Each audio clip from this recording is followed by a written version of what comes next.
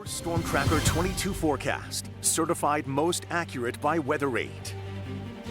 Thanks for waking up and watching WJCL 22 News this morning. A bit of a haze out in Beaufort right now. You can see the Woods Memorial Bridge over the Beaufort River. Looks a little bit kind of blurry there in the background. That's because we do have a little bit of fog right now, but we are seeing a lot of sunshine. Temperatures are sitting in the 60s for Beaufort. Some patchy fog in the area, but that should lift very quickly. And then once we go into later this morning, we are going to see these temperatures start to ramp up. We're in the 60s right now. The 50s for some spots still. Jessup as well as for Statesboro still in the mid to upper 50s, but the rest of us enjoying the 60s right now. Over the next couple of hours, we're going to get into the 80s later today. If you have any outdoor plans, looks like it's going to be beautiful. This evening, we are going to continue to see those comfortable conditions with mostly clear skies.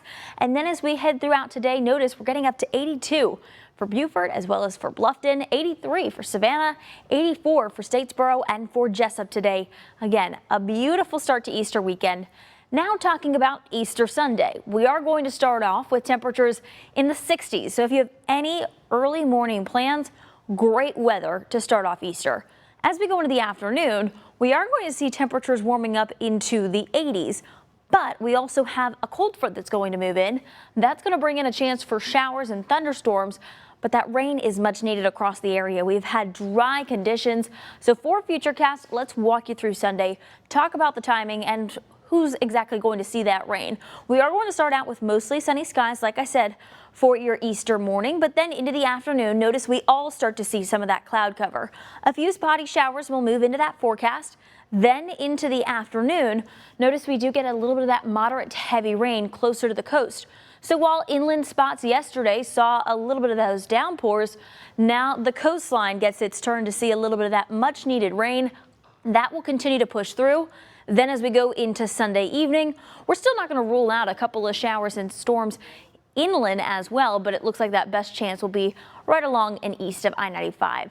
Now for that drought monitor, notice we do have that extreme to exceptional drought. So any rain that we can get into our area is welcome. We do have those dry conditions across the area since September until March. It's been the third driest stretch on record. Now, as we go into next week, once we see that cold front moving through, temperatures are going to get a little bit cooler into the afternoon, a little bit cooler than our average for this time of year, which is about 76 degrees. And while we will be comfortable next week, we are going to see that warm up as we head into the following weekend. We'll be back in the 80s next Saturday and Sunday. So absolutely beautiful weather. Then as we head towards that 10-day forecast for the coastline, we do have similar conditions. Notice today going to be great. Tomorrow, we do have a lot of that sunshine earlier in the day. Then we have that rain moving in with that cold front that's going to cool temperatures down as we head throughout next week. Lydia? All right, thanks, Catherine. A federal program that's aimed at supporting the next generation of farmers says it's coming to an end. The U.S. Department of Agriculture has terminated the Increasing Land Access Program. In one Iowa county, the shutdown canceled a local fellowship just 2 weeks after it had started. The nonprofit overseeing that project says the USDA cannot even provide enough help for programs that are still around. This cut is one of multiple federal agriculture programs that have ended over the last year. The IRS says tax refunds are up this filing season, jumping more than 10%. Tens of millions of Americans have already filed their 2025 tax returns. The average refund just under $3,600. The IRS says most people are seeing fast turnaround times. April 15th is the deadline to file. We turn now to the safety of our drinking water and the growing concerns around microplastics. Health Secretary RFK is now pushing for change. ABC's Sophie Flay reports. A new push to protect Americans from microplastics. The EPA is now considering adding them to an official list of drinking water contaminants, which could lead to new regulations for water utilities. For too long, Americans have been ignored as they sound the alarm about plastics in their drinking water. That ends today. Health Secretary RFK Jr. citing a small study that links microplastics in arterial plaque to a 4.5 times higher risk of heart attack, stroke, or death in patients with artery disease. He says microplastics have also been found in tests of human placentas, meaning exposure begins before birth. We do not ignore signals like that. We investigate them. Kennedy announcing a $144 million program to measure and remove these particles from the body. Studies have found microplastics in numerous human tissues, including the brain. But experts warn there's not enough research yet to know how they may affect our health. Definitely not enough research to draw any concrete conclusions. We use plastic every day, and the amount of plastic that we've been using as human beings and just in the environment has really been increasing over time. There are simple steps you can take to limit exposure, like swapping plastic food containers for metal or glass, and never leaving water bottles sitting in a hot car. Sophie Flay, ABC News, New York. The time now is 8:18. Just ahead, we take you to a different vantage point with stunning views of Earth as the Artemis 2 mission to the moon is underway.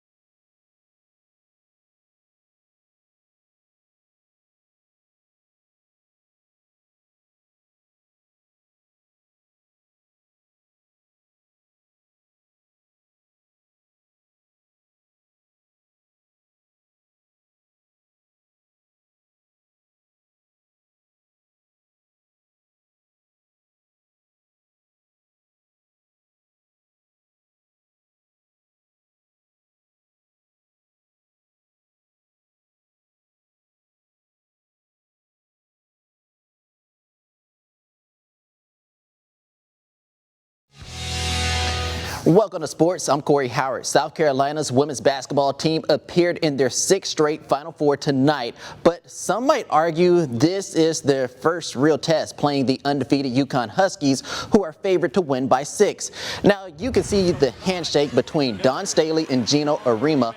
More on that a little bit later, but South Carolina trailed early on. Entering the second half, they were down by 2, but that's when the Gamecocks came alive. Makir from deep, she's going to nail the 3, and if that wasn't enough, how about Medina Okot? Watch her working on the offensive glass. She's going to add on another 2 for USC. South Carolina's headed back to the national championship. Final score 62-48, but the confrontation between Coach Staley and Gino is what has stole headlines. Allegedly, it's over a handshake that didn't happen before the game. Coach Staley addressing the reporters about the situation after the game. One, you can ask Gino the question, He's the one that initiated the conversation. I don't want, what happened there to dampen what we were able to accomplish today. And roughly 1 week after Hannah Hayden departed Statesboro, Georgia Southern has found its next women's basketball head coach. Friday afternoon, the university announcing Heather Macy is set to lead the Eagles. Macy arrives after a standout run at Nova Southeastern University, leading the Sharks to a 29-5 record, a Sunshine State Conference tournament title, and 4 straight Division II tournament appearances. And sticking with the Eagles, less than 24 hours away from the first look at Georgia Southern's 2026 football squad, the Eagles will take the field for a scrimmage showcasing what the team has been working on during their spring practices. The Eagles view it as a step in the process rather than a defining moment in their spring development. But at the end of the day, I tell guys, man, you're playing the same game that you get to strap up and play when you're a 6-year-old out there. Don't lose the fun. Don't lose that edge. And we have a great group of guys that are willing to do that together. So Hey, I'm excited. And sticking with the Eagles, the countdown is on for Georgia Southern football and their annual blue and white spring game. Kickoff is set for 11:30 a.m. at Paulson Stadium with a full day of family-friendly fun, including the Little Eagles egg hunt. Parking and admission is free for both. That's a look at sports. Keep it here. Taking a live look right now out over downtown Savannah. Absolutely gorgeous to start off our morning. Now, if you are looking for a family fun Easter egg hunt, that's going to be happening at the Westin, just across from that view we just saw there. Now, it is $5 per child, but those entries go to a donation. And so for that event, temperature is going to be up into the 80s by the end of it. It will be beautiful tomorrow, but then we do have that cold front moving in, bringing in a little bit of rain, as well as cooling our temperatures down as we go throughout next week. Lydia? All right, thanks so much, Catherine. Turn out to the skies where 4 astronauts aboard the Artemis II. They're giving us the first glimpse of their view from space, and the images, they're incredible. They launched their mission to the moon on Wednesday, and it's the first time that humans have left Earth to travel to the moon since the Apollo 17 mission in 1972. Here's Jen Sullivan with that report from NASA. This is the stunning view of Earth captured by the astronauts aboard Artemis II as the 4 crew members journey to the moon. One crew member describing the moments they looked back at Earth, saying it was a spectacular sight pole to pole, and described Earth as a pale blue dot through the crew's eyes. This is literally and symbolically our moonshot that we're in the middle of. NASA giving an update on Friday afternoon, day 3 into what's expected to be a 10-day mission. Booster ignition and liftoff. Artemis II launched Wednesday evening. The purpose is for the astronauts to further study the moon's surface. The trip will take them around the moon and then return to Earth. Being able to see with human eyes the lunar surface is a huge milestone. It's part of NASA's long-term plan to return humans to the moon and eventually establish a lunar settlement. We're building a transportation system, and to have a reliable and robust transportation system, you need to test flight. The crew members live, eat, sleep, work out, and carry out science experiments inside Orion, which is roughly the size of a camper van. Back on Earth, family members are celebrating. I shed some tears, but it was because of such a proud moment and how happy and proud I am of my son and this adventure along with his crewmates. The crew is expected to return to Earth on April 10th. I'm Jen Sullivan reporting. We go now to entertainment news from Tinseltown. Here's Rick Demigella with your Hollywood Minute. Aang returns. Netflix has revealed Season 2 of Avatar: The Last Airbender will premiere June 25th. The series is a live-action adaptation of Nickelodeon's animated series. I call upon the warrior mother. More, or rather different Avatar news. James Cameron's Avatar: Fire and Ash has arrived on digital platforms. The release includes more than 3 hours of previously unseen bonus material. Space agencies are predicting an extinction-level event. And in non-Avatar news, Greenland is now in 4K. The disaster flick starring Gerard Butler and Morena Baccarin is out now in 4K Ultra HD. In Hollywood, I'm Rick Damigella. The time now is 8:27. Gas prices in Georgia and the Low Country are continuing to rise. Coming up in our next half hour of news, an overview of the average price for a gallon of gas in our area.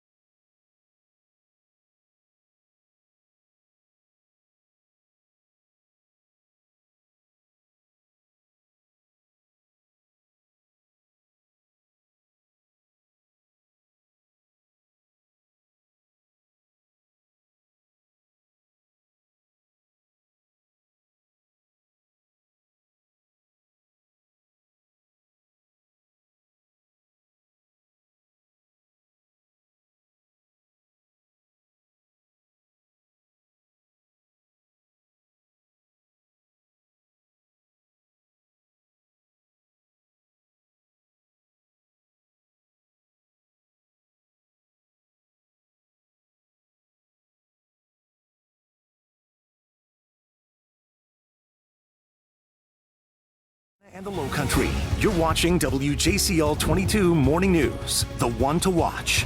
Right now at 8:30, a domestic dispute between a father and a son turns violent in Hinesville. What we're learning about the investigation this morning. And a young Effingham family is grieving a father to be stabbed to death on his way to work. Hear from his loved ones still mourning. Plus, a sudden shakeup in the Department of Justice. Attorney General Pam Bondi is fired. What led to the decision and who's stepping in now? But first, let's see what it looks like outside. Here is downtown Savannah. Blue skies with a few clouds out there to start off your Saturday, but not too bad for a weekend. Thank you so much for starting your day with us here at WJCL 22 Morning News. Good morning. I'm Lydia Blackstone here with my friend, meteorologist Catherine Liberta. Catherine, you saw a few clouds, but it is a very pretty day and hopefully sunny throughout it, right? Yeah, no, absolutely, Lydia. It'll be beautiful today to start off our Easter weekend. Tomorrow, we will start off with sunshine once again, but then we actually have a bit of a cold front that's going to be moving in, and it will bring in some cloud cover, a couple of showers, and also some cooler conditions for next week. But you see 62 right now for Savannah, 57 for Jessup. Across the southeast, we are seeing those warm temperatures this morning. Into the afternoon, we are going to be warming up into the 80s. It will be beautiful today. You see this gorgeous view from the top of the Thompson Hotel. This is shaping up to be a beautiful Saturday. 83 degrees later this afternoon for Savannah, and then we are going to see a comfortable evening. Temperatures are going to get down into the 70s. That pollen count today going to be at a medium, but then it also jumps back up for Sunday and Monday. So if you've been feeling a little bit under the weather, this could be why. And then it will lower down for Tuesday, but we've been seeing mainly dry conditions Yesterday, we had a little bit of rain in some spots, but we really do need a good bit of that heavy rain to move through almost all of the area because we have that extreme and exceptional drought. I'll detail when you could see your next chance for rain and what to expect as we go into next week. That's all coming up in just about 10 minutes. Lydia. Certainly need some rain. Thank you so much, Catherine. We go down to Hampton County where the sheriff's office is searching for an escaped inmate from the Hampton County Detention Center. Now, authorities say that 22-year-old Jawan Edie, who you see there, he's described as about 6'1" and about 174 pounds. Officers are actively working to capture him. There's currently no additional information regarding how he escaped. The public is urged to not approach him if you see him, but if you do see him and have any information on his whereabouts, you're asked to call 911. Hinesville police are investigating after a domestic dispute between a father and a son turned violent last night. Police Chief Tracy Howard says JaQuincy Campbell, who was involved in an altercation with his girlfriend, when his father, Arnold Williams, that you see there, he stepped in. Investigators say the two men then went to the side of a home on Bagley Avenue where Williams allegedly stabbed Campbell once in the abdomen just after 9 p.m. Campbell was taken to Memorial Health for treatment. Police say Williams told officers he didn't mean to stab his son, and the investigation remains ongoing. Now to a Chatham County family talking about a loved one that was stabbed and killed last month in Effingham County. As WJCL 22 News' Grace Rodriguez reports, it happened in Guyton 2 weeks ago. Your whole heart is no longer on this earth. 28-year-old Michael McCree was stabbed and killed along Blue Jay Road in Guyton on March 18th. His family says he was on his way to work with family friend 48-year-old James Philip Barla when he was stabbed. There were a total of 5 stab wounds. Michael bailed out of the truck and ran, and James pursued him. And as Michael was pleading for passersby to help him, they were terrified because James still had a knife. Barla faces several charges, including felony murder, malice murder, and aggravated assault. He was denied bond at his arraignment hearing on Thursday. The truth is that James was not supposed to be working with Michael that day. Michael never inflicted any injury on James. There was not an altercation. This was a murder. McCree's fiancée, Casey Stewart, says she remembers breaking the news of his death to her 2 young kids. We tell Christopher, your daddy's in your heart, and you can always talk to him, and he knows that. And watching my baby cry for his daddy, it was his best friend. The family says Michael owned a renovation company. One of his biggest renovations took place 2 years ago when he renovated this entire room. This used to just be a trash space filled with just storage. And he created a beautiful place for us to use when we do weddings for a groom suite. His mother told us Michael was adopted and was her only child. His family says it's possible for them to forgive Barla. We hope that that will come to him and that his conscience will force him to make the right choice. I think if that happens, forgiveness will come. His stepfather says there's one thing he wishes he could have said more to McCree. Recently, we've just started saying I love you in a hug at the end, and I didn't tell him enough that I was his dad, that I was his father. I loved him. In Chatham County, Grace Rodriguez, WJCL 22 News. Now the family, they have set up a fundraiser on GoFundMe for McCree. In just under 2 weeks, they have raised nearly $17,000. 2 Southeast Georgia men are headed to federal prison on firearm charges. 43-year-old Herman Desesher from Savannah was sentenced to 170 months in prison after pleading guilty to possessing a firearm as a convicted felon. Federal prosecutors say that he was found with a gun in his waistband at the Oglethorpe Mall back in 2021. 41-year-old Darvin Morris from Ludowici was sentenced to 110 months after pleading guilty in a separate case tied to a 2021 shooting incident in McIntosh County. Officials say there's no parole in the federal system.